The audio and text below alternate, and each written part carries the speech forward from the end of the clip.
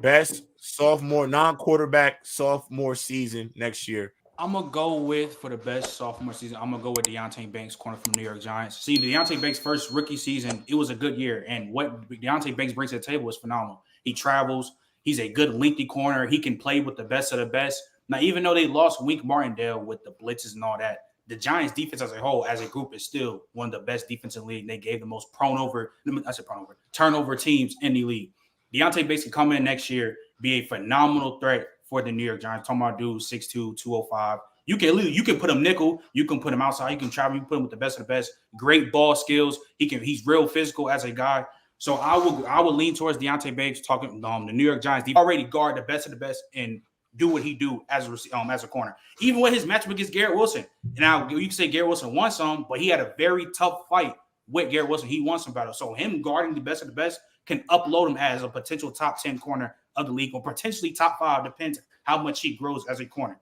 Because again, when you can have this offseason and next season, that's a lot of time to work on your game and work on your craft. And Deontay Banks has already shown you he can move with the best of the best. The guy to make the biggest jump from year 1 to year 2 is none other than Bijan Robinson. We're talking about a guy who was completely hampered because of the situation he was in, playing with mediocre to bad quarterbacks. He's not the running back that the talent that he has was not fully showcased. With a new coach there with the Falcons over there, Raheem Morris, he's a guy that can kind of get the best of Bijan Robinson over here. Bijan Robinson right now can be a 1,000-yard rusher and can get you probably 600, 700, 800 yards receiving too. That's the type of talent he is. He can even probably get you 1,500 yards rushing. He's not going to see the amount of stack boxes that he saw last year. That quarterback play will improve. Bijan Robinson is going to be in a better situation. His coach is going to put him in a better situation, and the talent around him will be better. He's going to see less guys in the boxes. He's going to have more free lanes to run through. Bijan Robinson can take the next step to being, frankly, maybe a top 3 running back in the league. That's the type of talent that he is in terms of individual ability, catching the ball,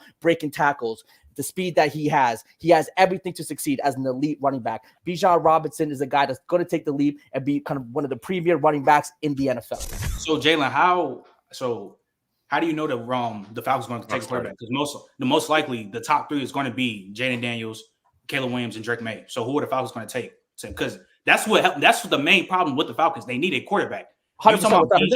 You know what I'm saying? You're talking about Bijan stacking. The Falcons, though, it's not just about drafting quarterbacks. Out of them, they're signing a free agent quarterback too. We understand their quarterback play was one of the worst in the league, probably bottom 5 worst quarterback situation in the league. So if they don't draft a guy, they're gonna sign a guy who's just going to be more competent than Desmond, than the quarterbacks that they have. It's just going to happen.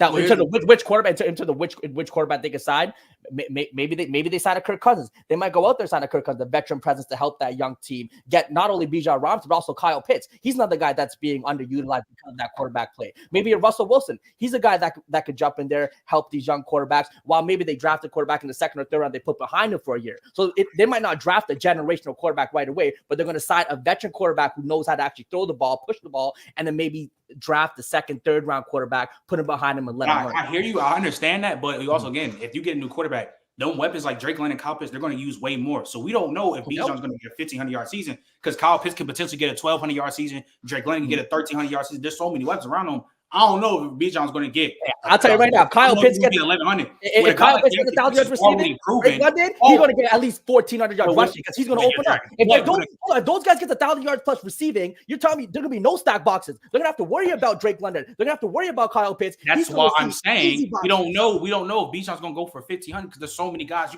There's so many guys to feed on that offense. But I'm saying with a guy like Deontay Banks with the Giants, our defense is straight.